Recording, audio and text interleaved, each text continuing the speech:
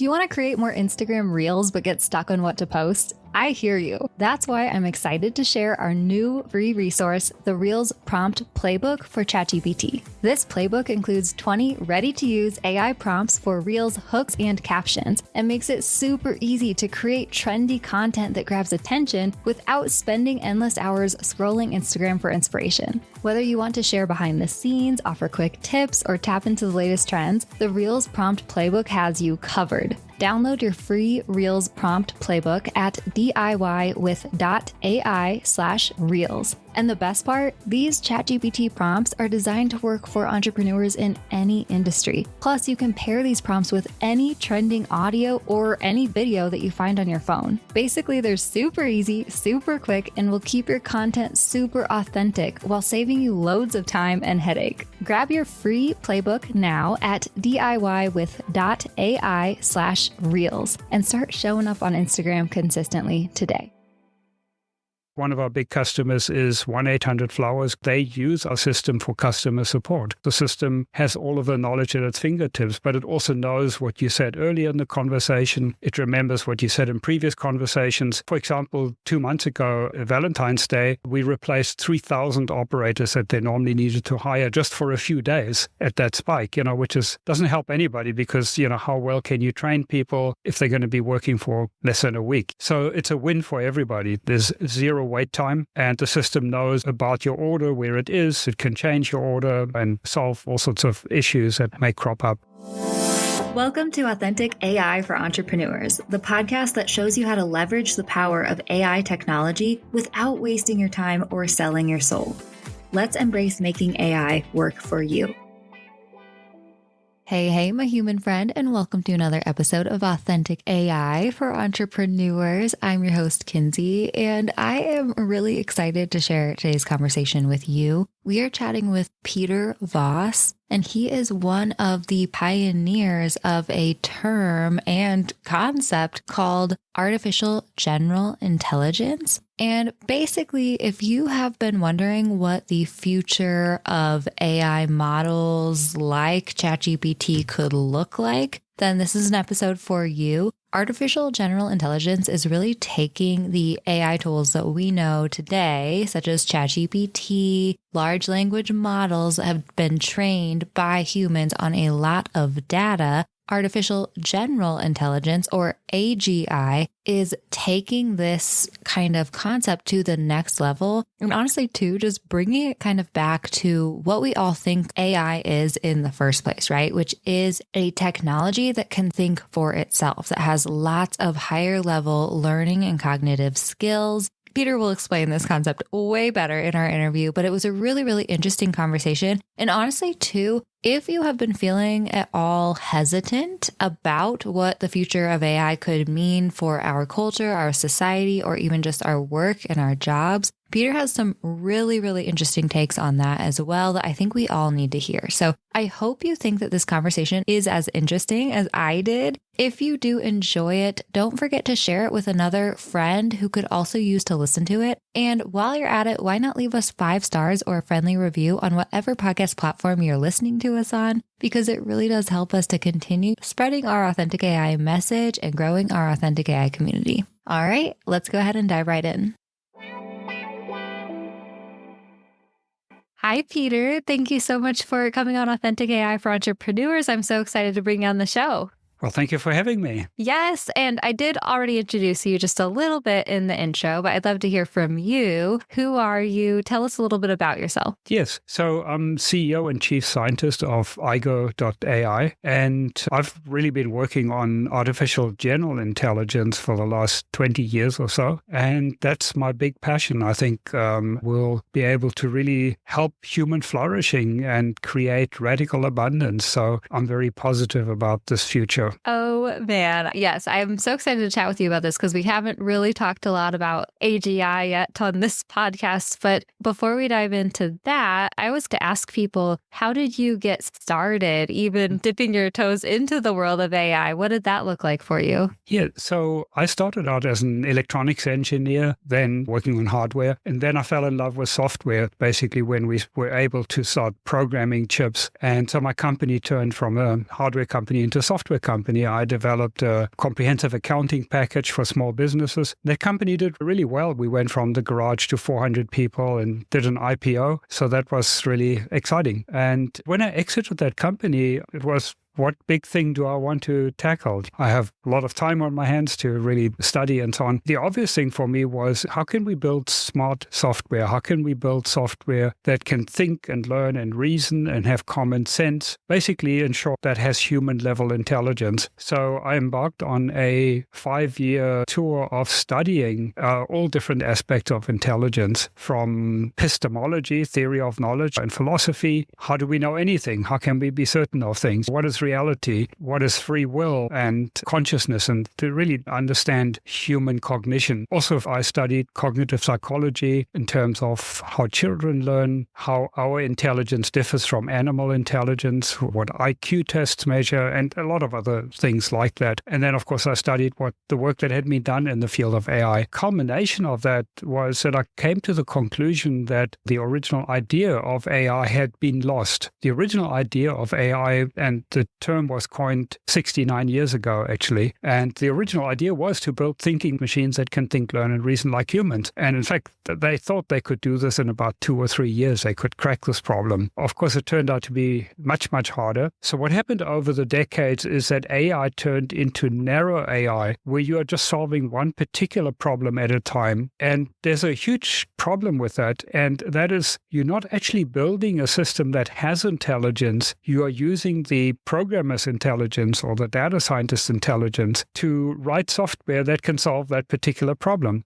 Got together with a few other people who also had the same idea of returning back to the original dream of AI, to build thinking machines, to get away from narrow AI. And so in 2002, we coined the term artificial general intelligence, 3 of us, and we wrote a book on the topic. And that's what I've been dedicated to for the last 20 years, alternating between development, R&D, development, and commercialization. As we develop the technology further, we've been able to commercialize it successfully, but then we also want to go back and bring it closer and closer to human level intelligence. Yeah. Oh, man. For the listeners who aren't really understanding exactly what AGI means or artificial general intelligence means, can you explain to us how that's different than the tools we've been using now? Yes. So artificial general intelligence really is to get to full human level intelligence, so that you can have AI. For example, you can have an AI that trains itself. It can learn itself like a human can to become a cancer researcher, say. So you could now have an AI that's a PhD level cancer researcher, and you can make 1 million copies of that. You now have 1 million PhD level cancer researchers chipping away at the problem, communicating with each other, sharing information and so on, and having a higher degree of rationality than humans. We are not all that rational, actually. And so we will make tremendous progress in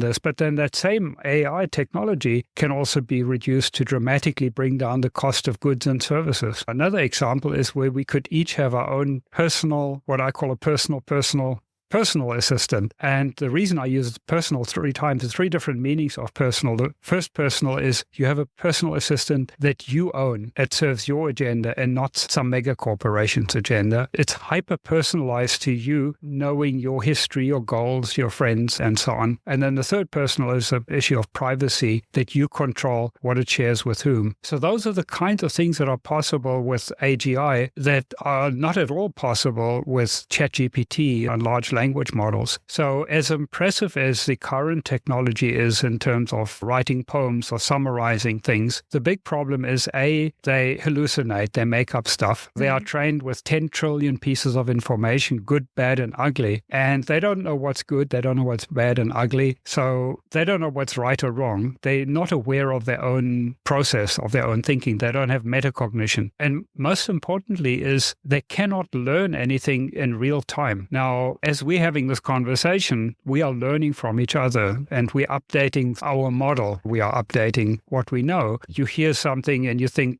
does it make sense? Do I understand this? Does it contradict something I know? What else does it make me think of? So we have this very active process of learning in real time, and large language models cannot do that at all. So they really, in fact, one of the luminaries in the field of AI, Yan Kun, he's the chief scientist at Meta, Facebook, and he's said, large language models are an off-ramp to AGI. They are a distraction, basically a waste of time to get to AGI. So the technology we have right now, as impressive as it is, being able to create short videos and so on, they're simply not reliable and they cannot learn in real time. They can't think properly. They don't know what they're doing. The one that we've been working on called cognitive AI, where the system can learn the way a child or the way we learn interactively. Yeah. Oh, man. Yes. The next level of AI. I love it. Okay. I will say, just to play the devil's advocate here, the AI scaries, I can feel the flares coming up for people when it comes to this, because we hear about this AGI concept more so. And of course, it's what we've all grown up thinking like AI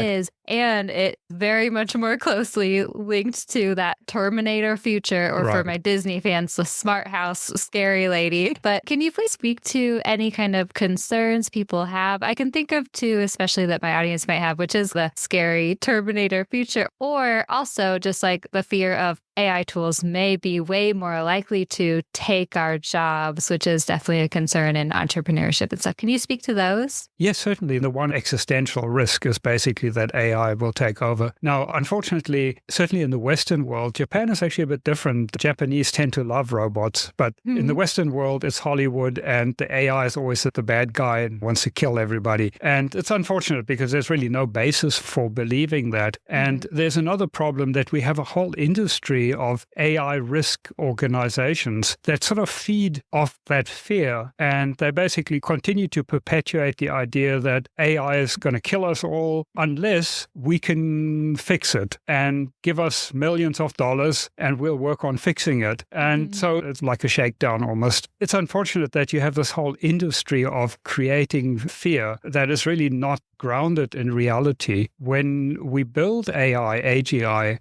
we build it specifically to help us, to do things for us. It's not going to have that inherent drive to protect and reproduce like our reptile brain. We are still animals, we have that inherent survival and reproduction instinct drive that we have, obviously, for evolution to work. But in AI, there's no reason to build that in. AI are not going to have that inherent drive to dominate or do their own thing. Now, it's a complex argument, and one can't just dismiss the risks and dangers, but a lot of arguments are completely unfounded. Now, as far as your second scenario is concerned, saying that it'll take our jobs, don't a lot of people want their jobs taken? Doesn't everybody want to win the lottery that they don't have to work anymore? I think that's really the perspective one needs to have is once we have AGI, it will bring down the cost of goods and services tremendously. It'll really create this radical abundance that work will be optional. We'll be able to do the things we want to do. And there'll be a lot of things that are much more interesting than the work that most people do. Most people, if they could afford it, they wouldn't actually do the job that they're doing. For example, to help uplift the rest of the world once AGI becomes available. A lot of people would want to do that. Now, you may want to spend more time with family, raising our family, or doing art, creating things, and so on. One really needs, I think, to see that as a positive, that we will not have to work nearly as much. Now, of course, there'll have to be some kind of a universal income some way to do that, but with the abundance created by AGI, I don't think that'll be a problem. Yeah. Oh, wow. So interesting. I love kind of these shifts in perspective that you're offering us. Oh my gosh, I was chuckling as well when you were talking about how AI isn't inherently human, how it came up for me how like humans can mirror ourselves in these human-like robots. Correct. Imagine, it's so funny, exactly, like they aren't programmed, they aren't inherently human. Can you please share a little bit about what AGI looks like, or like what kind of applications and what you guys are working toward for the near future? Yes, certainly. So we don't have AGI yet. The definition of AGI is to have human level ability to think, learn, and reason, to learn like humans. So we don't have that yet, but the technology that we've been developing, which is not big data, it's not statistical, it's not generative AI, it's cognitive AI. So the starting point is not how much data do I have, how much computing power do I have. All the large companies, Google and Amazon and Facebook and so on, they have a lot of data, they have a lot of computing power. So in a way, it's just as a hammer, we've got what nails can we find. So the approach we've taken is the starting point is what is important in intelligence, what is important in human intelligence. And as I mentioned, it's the ability to learn interactively, to deeply understand what you're saying, what you're doing, and what you're reading, and so on. So we've been developing this core engine for the last 20 years, and we are very successfully commercializing it proto-AGI. So we're not at the level of humans, but the architecture is the correct one. One of our big customers is 1-800-Flowers group of companies. That's Harry and David and Popcorn Factory, and it's about 12 companies. And for example, they use our system for customer support. They have a very good experience with that because the system has all of the knowledge at its fingertips, but it also knows what you said earlier in the conversation. It remembers what you said in previous conversations. And for example, 2 months ago, Valentine's Day, we replaced 3,000 operators that they normally needed to hire just for a few days at that spike, which doesn't help anybody because, how well can you train people if they're going to be working for like less than a week, on that. So it's a win for everybody. There's zero wait time, and the system knows exactly about your order, where it is. It can change your order and solve all sorts of issues that may crop up. So that's how our technology is currently deployed commercially. We can also use it for, say, a personal coach to help people manage diabetes as a personal assistant to do that, or as a sales assistant. The core engine lends itself to be deployed in anything where you have a conversation. It's just that we're not at human level intelligence. So there's still a lot of effort that has to go in to teach the system how to handle different situations. And once we get to AGI, the system will be able to learn that by itself.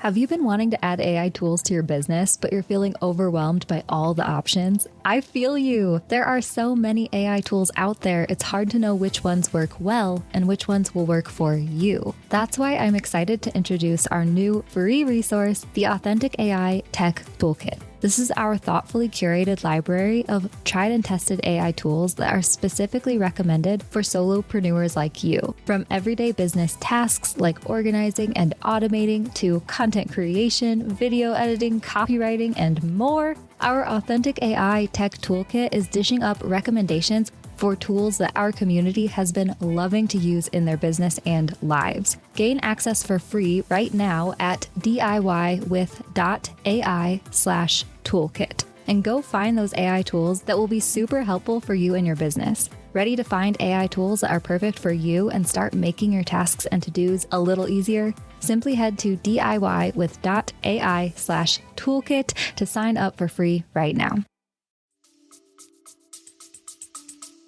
Yeah, okay, this is making sense. And correct me if I'm wrong, but your system is using like a voice cloning or an automated voice software within its model? Yeah, so we do both chat and also phone. So we have voice and text. In fact, it's omni-channel. You could actually switch from text to voice and back if you want. Yes, we don't really use voice cloning, but we use generated voices because it gives you a lot of flexibility. But my philosophy and our company's philosophy is we never want to fool anybody that it's not an AI. So on our chat, the chat gets introduced. This is your AI assistant or so. So we think it's a mistake if companies try to portray themselves as human when they are not. I like that a lot because I think that's where some rub comes in sometimes too with any kind of AI tool really is the transparency and people feeling like there's some shadiness here, but there's nothing wrong with it, and let's just be transparent about it, and it's okay, and it's becoming normal. I think it's the lack of honesty on the one hand, but it's also from a practical point of view. If you know you're talking to an AI, you're not going to be saying, how are you feeling today? Did you hear about the ball game last night? Or how's the weather where you are? You just want to get things done efficiently, and that's fine. Yeah. If you want to talk to a human, you'd call up your friends. Yeah, the nature of the conversation is different of that. And actually, that leads me into something else I wanted to ask you because we were talking about cognitive AI, and I'm wondering, how much emotional intelligence is playing into the systems that you're creating and stuff too?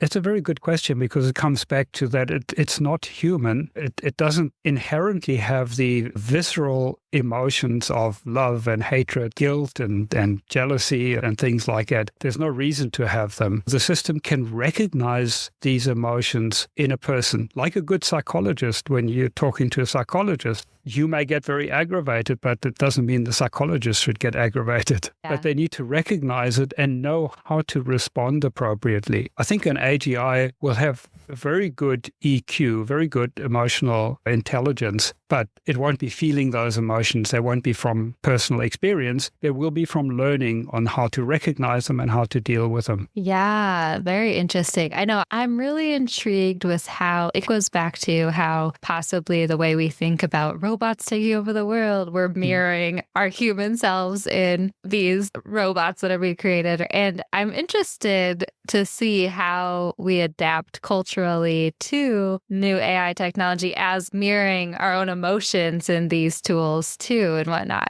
Yes, it'll vary a lot. Some people just embrace the technology and welcome it. And there'll be others that are like kicking and screaming and saying, this is really useful. But I had an interesting conversation at a conference where I gave a talk recently. And somebody came up to me and said, the call center automation, he says, but boomers want to talk to a person. And I looked at the person and said, do you prefer to talk to a person or do you just want an AI to do it? He said, oh, no, I want an AI. Well, you're a boomer. So there's this perception that boomers want to talk to a human, but that's largely not true. Boomers also have had smartphones now for many years, and they've got very used to texting and getting stuff done, sort of in that different mode of communication. People really typically, when they deal with a company, typically just want to get stuff done. That's the important thing. You don't actually want to talk to a human that doesn't know what they're talking about, or you can't understand their accent, and then you're in the wrong department. You have to be transferred, and you have another 10-minute wait time, and then you have to start from the beginning explaining everything again to listen to. Your business is important to us. Please listen carefully because our options may have changed. You don't need that in your life. So I think people do adapt to technology if it works well. And on the other hand, with AGI, it will have that, as we've said, it'll have that EQ to help people feel more comfortable with the changes that are happening. A lot of your personality and who you are and your self-esteem is tied up with your job and the position you have in a job. And suddenly an AI can actually do this job better than you can, help you transition to find things in life that are meaningful to you and that you really want to do if you didn't have to do the job in the first place. And AI can help us with that. That personal assistant is like a little angel on our shoulder that can help us think things through and motivate us. Yeah, it all comes down to like the story you're telling yourself in the perspective, right? People are saying, I just want to talk to a human because of the frustrating experience the automated systems that aren't really great, but it's not the human versus robot. It's exactly what you said. It's efficiency and the ability to get the thing done as quickly as possible. And yeah, I always I talk a lot about training Chat GPT on your brand so that it can create content for you and think and sound like you. I always compare it to the high school intern that probably just got back from like smoking weed outside or something. And he's like, he would not do a good job either, versus the fully trained, eager intern who understands everything about your business and stuff. And it's just thinking about it in different ways. But, unfortunately, most big companies, all the utilities and banks and that, they still have awful systems. They have systems that really have 30-year-old technology. It's just a decision tree, a flowchart. Ask you this and then it's yes or no, or say this or that. Anything that doesn't fit in the flow, then it gets lost and people just zero, get me to an operator.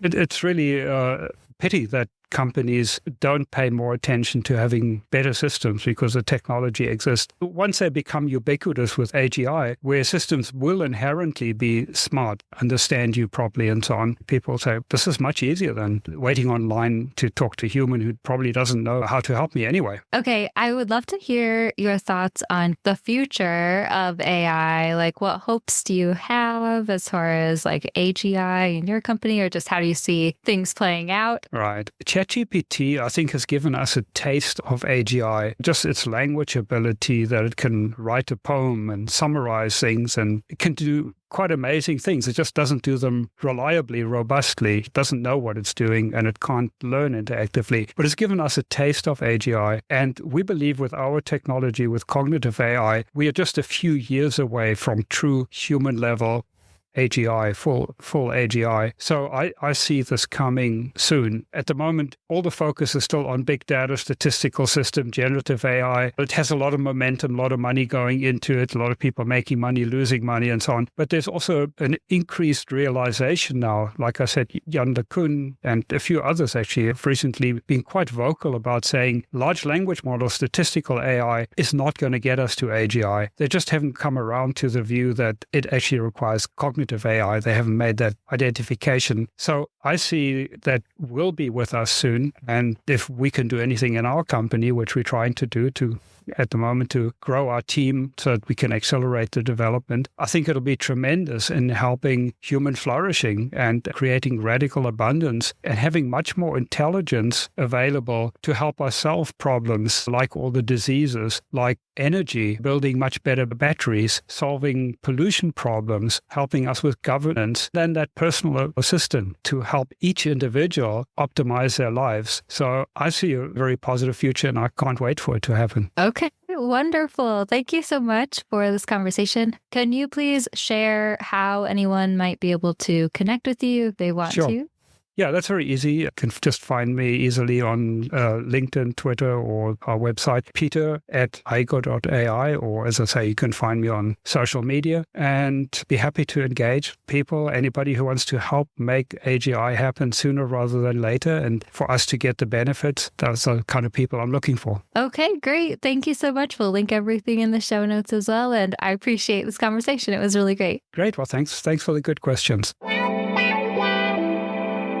How awesome was Peter, you guys? I was really, really intrigued throughout the entire conversation. I'm so glad that he was able to explain AGI to us in a way that makes sense, in a way that really does kind of quell any hesitations or fears that, might be popping up for you when it comes to all of this technology moving so fast in this world. But yeah, I really cannot wait to see what Peter and his team bring to the world of AI technology. This is all very exciting. This is all happening right now, guys. And just the fact that you listen to this podcast and you understand just a little bit better what the future of AI could look like for us is a really great step for us all being just involved in the conversation, right? So don't forget to share this episode with another friend who could also use to listen to it, and leave us 5 stars or a friendly review on whatever podcast platform you're listening to us on, because it really does help us to continue spreading our authentic AI message.